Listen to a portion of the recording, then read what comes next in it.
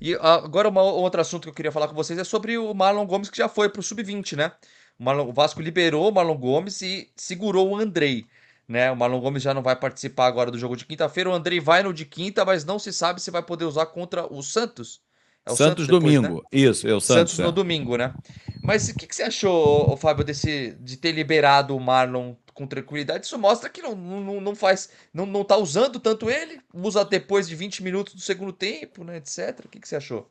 Eu vou te dizer que, assim, ontem até estava conversando isso com o Rodrigo também na concentração do Galo, ele gosta muito do Marlon, ele falou, pô, por que, que não tá tendo sequência? Ele, o moleque arrebentou no Sub-20. Falei, é verdade. Na seleção ele comeu a bola, mas depois que ele voltou pro Vasco, ele entrou errado em posições que não são a dele, principalmente pelo lado esquerdo, mas sábado entrou pelo lado direito. Ele não tá reeditando aquele Marlon. É falta de confiança, é uma má fase que ele pode estar atravessando, pode acontecer, é uma série de coisas, mas ele não é titular do Vasco. O Barbieri não conta para fazer uma mudança no meio-campo, por exemplo, para quinta-feira. Diretoria, pode liberar o Marlon. O Andrei não, o Andrei é titular. O Andrei não abre mão. Então, ou seja, quinta-feira, torcedor Rodrigo, Andrei e Jair. É o meio-campo do Vasco, está escalado já. Não tem o que mudar. É aquele time que vem jogando, não vai mudar nada, porque eu achava que podia trocar, dar uma vitalidade ao meio-campo, dar uma sequência. Meio-campo que jogava na base junto, Rodrigo, Andrei e Marlon. Mas ele não enxerga assim, tanto que já liberou o Marlon. E o Andrei, para o Coritiba, ok, mas para o Santos tem uma briga com a CBF. E normalmente não é bom brigar com a CBF, né? É verdade. O que você achou, Edmundo? Tinha que segurar os dois. De repente, até pode ter sido uma troca na negociação, né? Ó, já vou liberar o Marlon, mas deixa eu segurar um pouquinho mais o Andrei, que daqui a pouco vai embora, etc. Quero utilizá-lo, apesar de achar que o Andrei não está indo bem desde que voltou pro Vasco. Na minha opinião, não fez nenhum jogo de encher os olhos. O jogador vendido ao Chelsea, futuro da seleção brasileira. Pra mim, zero nesse sentido. Mas o que você achou dessa liberação aí, Edmundo? Eu sou suspeito, mas eu ficaria com o Marlon também e o colocaria de titular na posição dele, como meia. É, tanto o André quanto o Jair criam muito pouco, muito pouco. São ótimos jogadores, mas criam muito pouco. E quem está jogando com o nome, né, na minha opinião, é o Alex Teixeira. Então eu ficaria com o Marlon também, já que é para brigar, vamos brigar geral. Mas eu acho que foi um consenso. Eu acho que foi uma queda de braço que nem o Vasco ganhou e nem a CBF ganhou. Né? Você libera um, fica com o outro e andiamo via. E vamos para frente. Porque não tem uma explicação óbvia. Eu acho até que o Barbieri tenta botar o Marlon de titular, mas ele tenta no lugar errado, né? Tenta no lugar do Sempre, Rodrigo, né?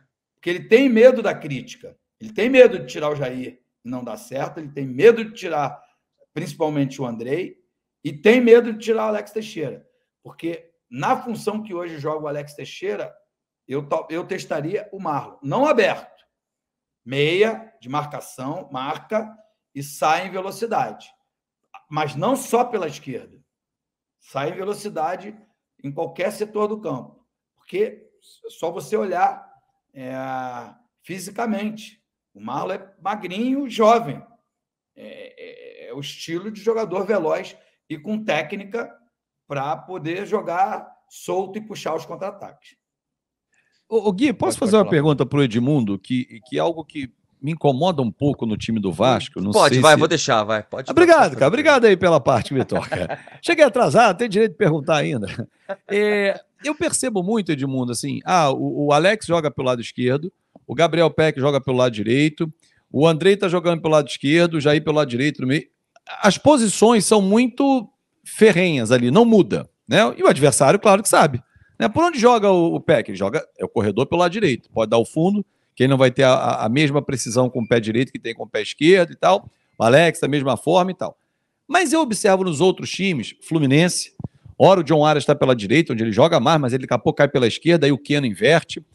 No Botafogo ontem, o Vitor Sá fez o gol por dentro, ele joga pelo lado esquerdo, mas ele estava por dentro da área, ou seja, alternando de posição, o Júnior Santos da mesma forma. Por que o Vasco é um dos poucos times, o Palmeiras da mesma forma, o Rony, o Dudu, eles circulam mais no campo e o Vasco é mais rígido. Você joga aqui e não sai daqui. O Marlon vai entrar pela esquerda, é só na esquerda. Isso não dá uma previsibilidade ao time? O futebol posicional pede que os jogadores mantenham o posicionamento. Por quê? Porque você é atacante quando a gente tem a bola e você é defensor quando a gente está sem ela. Só que isso é de acordo com características. E você prender jogadores de altíssima técnica, não estou falando do Barbieri, não, estou falando do futebol posicional como um todo. Hoje eu saí aqui às 7 horas da manhã de casa, fui à Várzea das Moças com o Djalma, fomos falando de futebol e passamos por esse tema, que é você engessar o talento do jogador brasileiro. Isso acontece muito na Europa, funciona bastante na Europa, porque os jogadores lá não têm a nossa técnica. O jogador sai daqui lateral, chega lá e vira meia.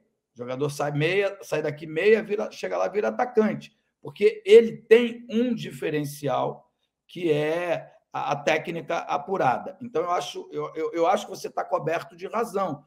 Você tem que dar liberdade de expressão para os seus atletas e uma obrigação tática pós-perda.